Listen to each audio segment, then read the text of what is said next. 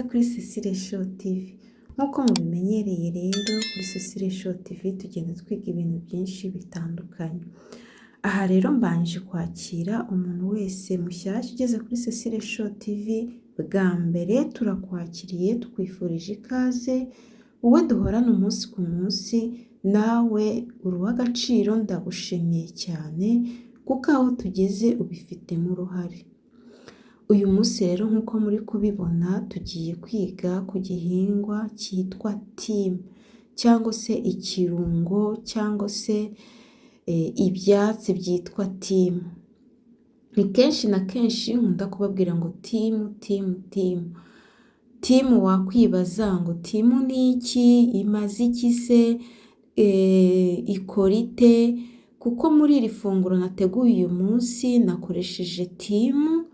Rero ikirungo cy'uyu munsi navuga ngo ni timu rero niyo nifuje ko twabanza kuvugaho, ukazayigura ukazayikoresha uzi ngo igiye kumarira iki. Aha rero nifuje ko twabanje kumenya timu icyo ari cyo, ikindi tukamenya se imaze iki ku mubiri wacu. Timu ni icyatsi cyangwa se ni urubingo nk'uko abandi babyita, ukuntu iforumye nk'uko muri kuyibona, rukungahaye cyane, rugira akamaro kenshi haba mu buvuzi, mu guteka ndetse no mu kwita ku buzima muri rusange. Nifuje ko twarebera hamwe akamaro ka timu mu by'umwihariko, kubera ko aricyo kirungo cy'umunsi tugiye gukoresha. Nifuje ko twabanza gusobanukirwa akamaro ka timu, ikitumariye mu buzima bwacu. Turebeye mu buvuzi bw'umwimerere, kongera ubudahangarwa. Timu igira intungamubiri nyinshi zirimo vitamini C na A, bifasha mu gukomeza ubudahangarwa. Kurwanya mikorobe. Ifite ubushobozi bwo kurwanya bagiteri na fundi, bityo ikaba ikoreshwa mu kuvura ibisebe cyangwa mu buvuzi bwo mu kanwa. Gufasha mu myanya y'ubuhumekero. Kuyinywa nk'icyayi bifasha gukuraho inkorora, asima n'ibindi bibazo byo mu buhumekero. Gufasha igogorwa. Ifasha mu kugabanya kwituma nabi cyangwa kugugara mu nda.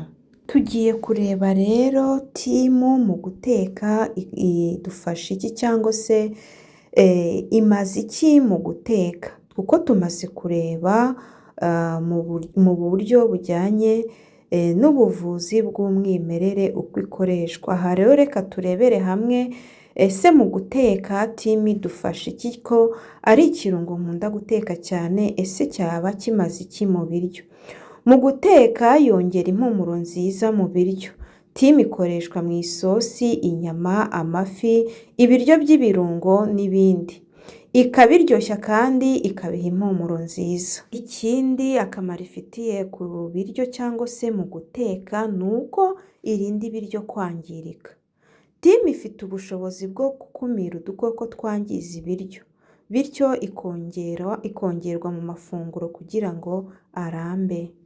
Kuvuga ngo timu iyo wayishyize mu biryo, ibiryo ntabwo bigaga vuba cyangwa ngo byangirike vuba, kubera ko yifiteho ubushobozi bwo kuba yafasha ibiryo kutangirika, kubera ko irwanya bagiteri n'izindi zose zituma ibiryo byakwangirika. Murumva rero ko timu ari nziza, yagufasha kurinda ibiryo byawe kumara igihe. Murumva ko ifite akamaro gakomeye. Reka rero turebe mu kwita ku buzima rusange. Kurwanya stress. Impumuro ya timu ifasha mu gutuza no kugabanya umunaniro. Gusukura uruhu. Amazi avuye muri timu akoreshwa mu gusukura uruhu, cyane cyane urufite ibibazo by'utubyimba cyangwa ibiheri. Urumva rero nkurikije akamaro tumaze kumva ahangaha, urumva ko buri muntu wese yakagombye kugira timu mu rugo, kuko uretse n'umuti ni n'urukingo. Timu rero ndagusaba ko itabura mu mafunguro yawe. Ubushize twavuze kuri tumerike, mbabwira ko tumerike igihe cyose wakagombye kuyikoresha mu mafunguro yawe cyangwa mu byo kunywa. Murumva ko na timu rero wayinywamo icyayi, yagufasha nta kintu na kimwe idafasha. Ku bantu bagira ibibazo byo kubyimbirwa cyangwa n'ibisebe ibigaragara n'ibitagaragara, timu irebaho. Ikindi nabibutsa ku babyeyi baba babyaye, ko nuba wabyaye ufite ibisebe mu nda, ikintu nagushishikariza cyane nyamuneka ujye unywa timu nibura 2 ku munsi.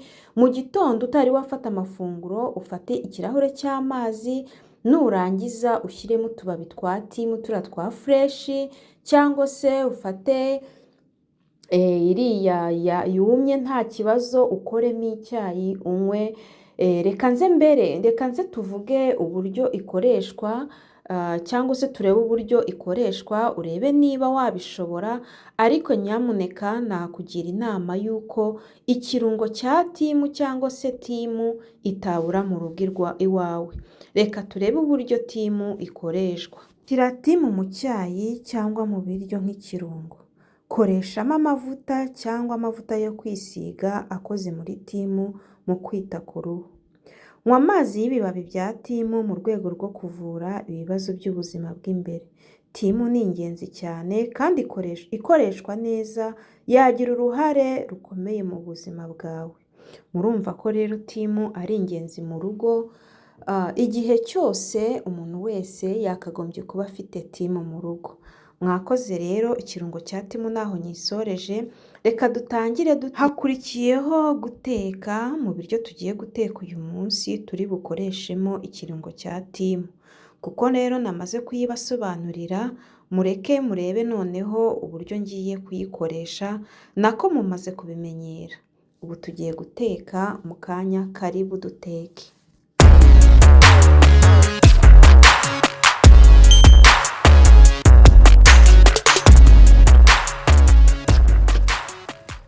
Mwabibonye rero tugiye guteka uyu munsi. Ifunguro ry'uyu munsi nateguye ni spaghetti. Wakwibaza ngo spaghetti waziteka gute? Spaghetti zitekwa mu buryo bwinshi butandukanye. Aha ngewe ntangiye nshyira amazi mu isafuriya yabize. Spaghetti nkoresheje ni izi ngizi, ni full koni cyangwa se grene, ni ukuvuga ni ingano zuzuye, nizo nkunda gukoresha, yaba umuceri cyangwa se amasupageti cyangwa amakaroni. Nkunda gukoresha ingano zuzuye kubera mfite abana bakunda kurya ibintu nk'ibi by'amakaroni, spaghetti, imiceri, ibintu nk'ibyo, ugasanga birira udusosi cyangwa utundi tuntu. Rero kuko babirya kenshi, nibanda kugura ingano zuzuye kugira ngo batazahura n'ibibazo bya constipation. Ku rundi ruhande rero, mu gihe spaghetti ziri gutogota, mfashe isafuriya nshyizemo utuvuta dukeya. Nk'uko mumaze kubimenyera, nkunda guteka olive oil.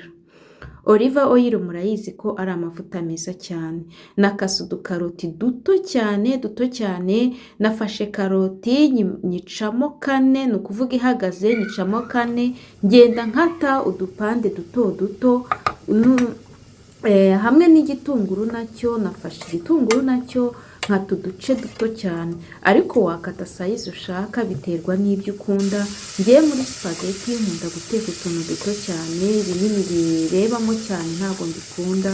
Niyo mpamvu nakase duto cyane. Iyi ni karoti imwe n'igitunguru kimwe nkase nshyira mu tuvuta duke.